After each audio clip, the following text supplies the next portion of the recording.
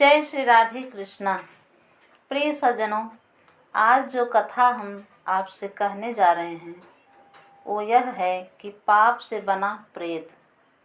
सज्जनों, ये कथा गरुड़ पुराण से है।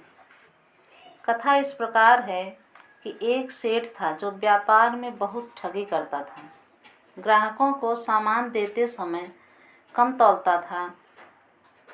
इस तरह वह पूरे जीवन लोगों को ठगता रहा और अपने पाप का घड़ा भरता रहा। उसने कभी कोई दान धर्म या पुण्य का कार्य नहीं किया। शरीर छोड़ने के बाद उसकी आत्मा को यमदूत लेने आए और उसके भोग योनि का जो शरीर था उसको सकड़े में बांधकर यमपुरी की तरफ चल दिए।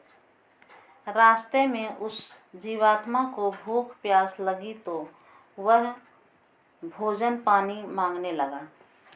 तब यमदूतों ने कहा कि पहले चित्रगुप्त भगवान के पास तुम्हारे कर्मों का फाइल देखा जाएगा कि तुमने अपने जीवन काल में कौन कौन से दान धर्म किए हैं। उसी के आधार पर तुम्हें फल प्रदान किए जाएंगे। उसके बाद चित्रगुप्त भगवान के पास पहुंचने पर पता चलता है कि जो उसके कर्म का रजिस्टर था उसमें कोई दान धर्म, किसी प्रकार का पुण्य कार्य नहीं लिखा गया था। तब यमदूत उस सेठ की जीवात्मा को मारते पीटते नाना प्रकार का दुख देते हुए यमलोक ले जाते हैं। दुर्गंध से भरी नदी में डुबोते हुए, जलते हुए लोहे से पीटते हुए,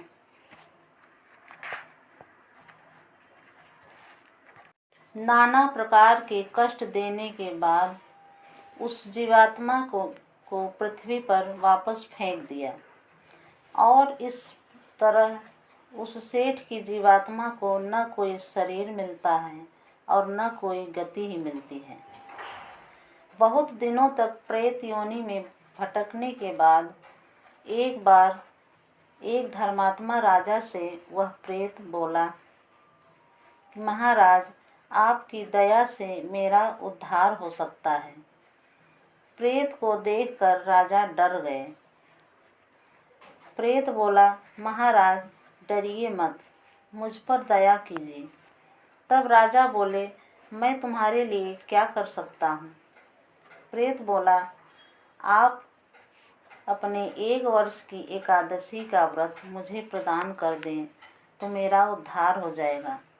तब राजा ने संकल्प लेकर अपने 1